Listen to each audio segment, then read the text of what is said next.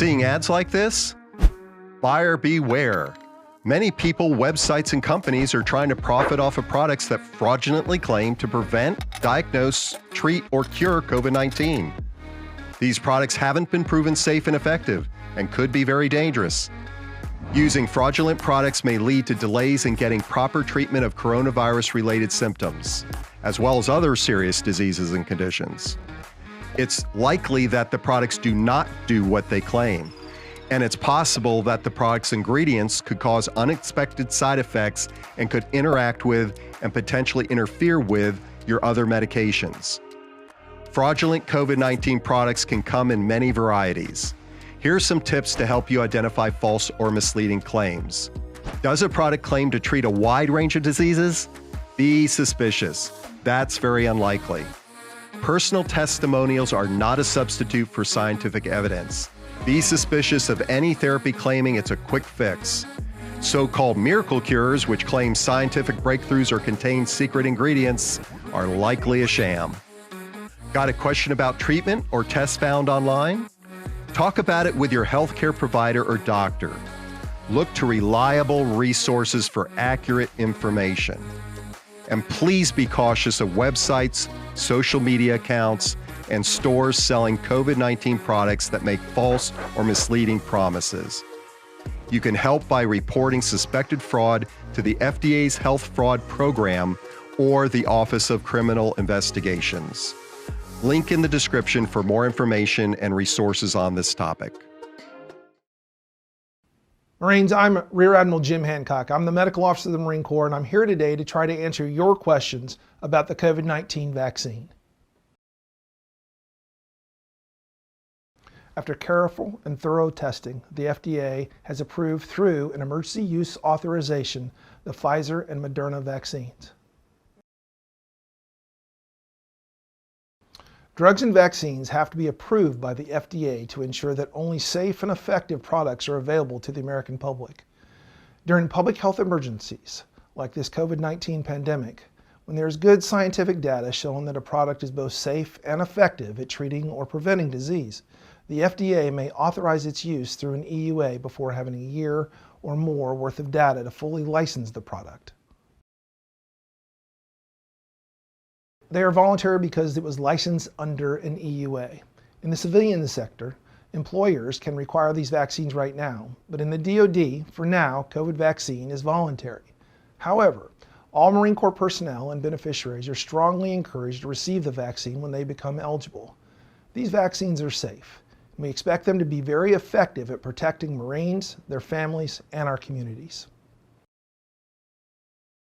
The Department of the Defense does not independently have the authority to mandate an EUA vaccine to service members. However, the President may make this mandatory. When one or more COVID vaccine is issued FDA licensure, or if the President waives the options for members for the armed forces to decline the vaccine, it will or may become mandatory for military personnel, similar to an annual influenza vaccine and many others. The DoD and the Marine Corps are confident in the FDA's stringent vaccine evaluation and oversight process and the assessment of the U.S. Centers for Disease Control and Prevention, known as the CDC. Manufacturers are required to submit all their trial data for the FDA to review, and then an independent FDA review board must recommend the vaccines for approval. The CDC then conducts a separate evaluation after the FDA before they recommend its use. Vaccine safety, immune response, and effectiveness are all evaluated in tens of thousands of people before the FDA or the CDC will evaluate a vaccine and authorize it for use or distribution. If you have recently had COVID-19, you should not be vaccinated until you have recovered from any symptoms and have been cleared from home isolation. However, once you are cleared, everyone is encouraged to receive the vaccine when it is available to them, because the duration of immunity following COVID-19 infection is unknown at this time. The vaccine may provide longer immunity than the natural COVID-19 infection. The simple answer is yes. The vaccine is only 95% effective, so we still have Marines and families at risk. The vaccine works by building an immunity within your body. This takes 1 to 2 weeks. So please continue all precautions even after you've been vaccinated. No, it is not possible to get COVID-19 from our current 2 vaccinations.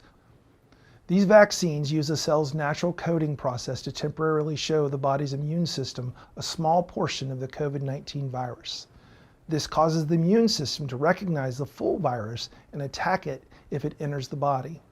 These vaccines do not contain live COVID virus, cannot cause you to develop COVID-19 disease, and do not cause you to test positive for COVID-19 with any of our current diagnostic tests. The COVID-19 vaccines do not change or affect DNA. There is no evidence that the COVID-19 vaccines affect fertility. Additionally, experts believe that these vaccines are unlikely to pose a risk to pregnant persons, developing fetuses, breastfeeding women, or children, because the vaccines contain no live COVID-19 virus. Current theories show that between 65 and 95% of people being vaccinated, we will achieve herd immunity. Marines, what you need to know is the vaccine is safe, and we should do our part to keep America safe.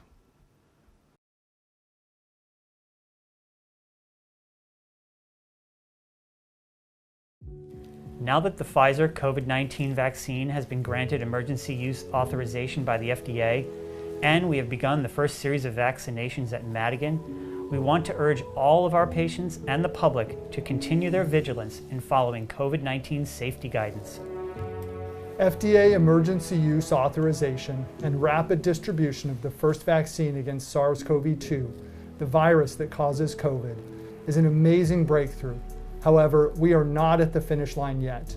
Even after this vaccine and others in development become more readily available, we're still urging everyone in the JBLM community to continue wearing masks, practicing social distancing, hand hygiene, and avoiding large gatherings. That's even after vaccines are widely distributed. Although we know the vaccine is effective in preventing severe illness from COVID-19 in about 90% of people, there are still some factors we don't know. For example, we don't yet know how long immunity produced by vaccination persists. We are also uncertain whether vaccinated people could still carry and/or spread the virus. With that being said, stopping this pandemic requires using the tools we have available, all of the tools. Vaccines work to direct your immune system to fight the virus if you are exposed. Non-pharmaceutical interventions, or the NPIs, like covering your mouth and nose with a mask and maintaining at least 6 feet of distance when possible, are exceptionally effective to reduce your chance of being exposed to the virus or the risk of spreading it to others. It's the combination of vaccinations and NPIs, along with appropriate testing and contact tracing, that will allow us to move past this pandemic.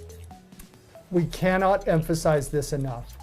COVID-19 vaccination and following CDC's recommendations to protect yourself and others can turn the tide against this pandemic. Although there were reports of reactions to the vaccine, according to the FDA, the most commonly reported side effects are mild. These include pain at the injection site, tiredness, headache, muscle pain, chills, joint pain, and fever. More people experience these side effects after the second dose than after the first dose. So it's important for vaccination providers and recipients to expect that there may be some side effects after either dose, but especially after the second dose.